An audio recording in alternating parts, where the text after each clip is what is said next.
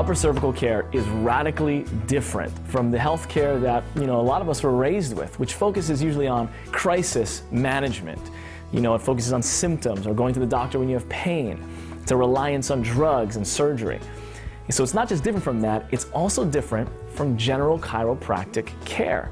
And that's something that we need to talk about just a little bit, because an upper cervical doctor, after receiving their general chiropractic degree, goes on to postdoctorate certification specific to upper cervical care. And so that's something that we need to discuss.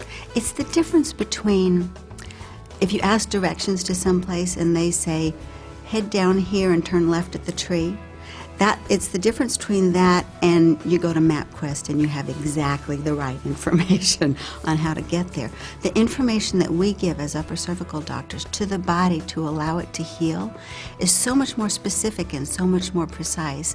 Because of that, the body is able to take that information and run with it. So people get well quickly and stay well. Upper cervical is based upon the premise that when the atlas dislodges and it can't pull itself back in, it can create the vast array of problems. And rather than focusing on adjusting where the pain is located, we focus on getting back to where the epicenter is. We will take a couple of x-rays that are different than you'll find in a medical office and even in a chiropractic office. And we'll get measurements on these down to 1/4 of a degree, trying to determine exactly the alignment and malposition of these two top bones in the neck. Rather than pushing that hip back into alignment only to have it pull back in the old position because of the tightened muscles, we found by making the upper correction in the atlas area, the upper cervical correction, we can allow the muscles to reposition and restructure the spine. And so this is why we don't make corrections all the way down the spine. We can get that upper neck adjustment to do that for us. What we want to see with patients is not adjust them 5,000 times over the life of their care.